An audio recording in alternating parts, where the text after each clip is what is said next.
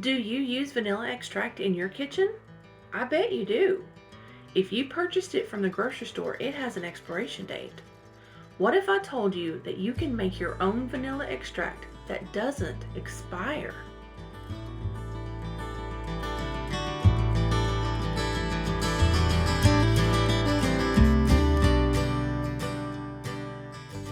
Today, I'm going to show you how to make a vanilla bean extract.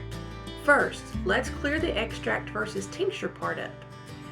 You commonly hear the term vanilla extract.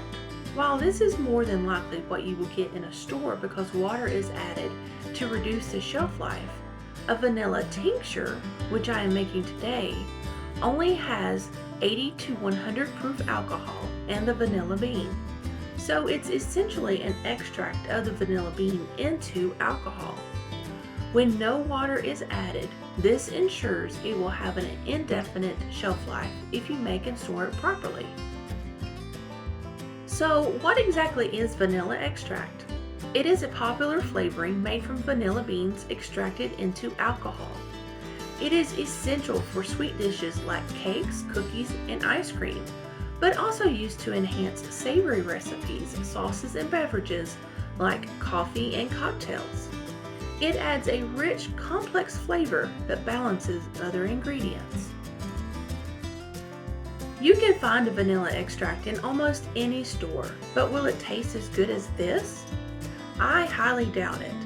But for those of you worried about consuming alcohol, don't worry. The actual alcohol is evaporated in recipes that are cooked, such as cookies and cakes. Alright, let's get to it. Here is what you need. I am using 80 proof vodka. You will need a glass jar. You will also need a plastic lid, which I will talk more about in just a moment. You will need vanilla beans and some way to keep the light out of the jar. This pack of vanilla beans comes in a pack of 50. You only need about 25 for a quart jar for a strong vanilla tincture.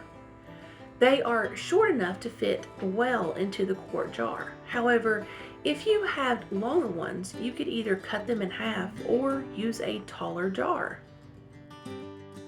A lot of people will slice the vanilla beans lengthwise before placing into the jar. However, I have had good results with just placing the bean inside because the alcohol will penetrate vanilla beans and extract all the goodness. I pour the alcohol in just until it covers the top of the vanilla beans. You want to leave a little space at the top. I am using 80 proof vodka, which is usually the cheapest type of alcohol that you can purchase. Feel free to use any type of alcohol as long as it is at least 80 proof. Put a plastic lid on and shake it well. I don't like using plastic, however, if you use a metal lid, the alcohol can eat away and deteriorate the lid. You can always place a piece of parchment paper under the metal lid and replace it often if you do not have a plastic lid to use. I put this jar into this black sleeve. It's actually made for a half-gallon jar, but it works. You can also use an amber colored quart jar or just wrap a towel around the jar with rubber bands to keep the light out. Every day, make sure to give it a good shake to incorporate everything. Do this anywhere between 2 and 6 months. Usually 2 months is plenty enough. At that time, you can take the vanilla beans out and discard them. What you have left is pure vanilla tincture that will last on your shelf indefinitely. Just make sure to keep it in a cool, dry place and out of direct sunshine. It is best to store in an amber colored jar.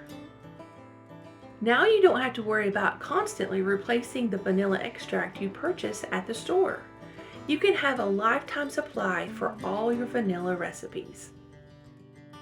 Because homemade vanilla extract is more potent, it's best to use less than the amount called for in your recipe.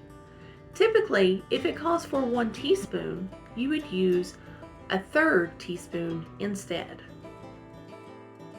What recipes do you use vanilla extract in? Let me know in the comments below. SHTF Survival Homestead Teaching Farm thanks you for watching this video. Please continue to help us help you by liking, sharing, and subscribing.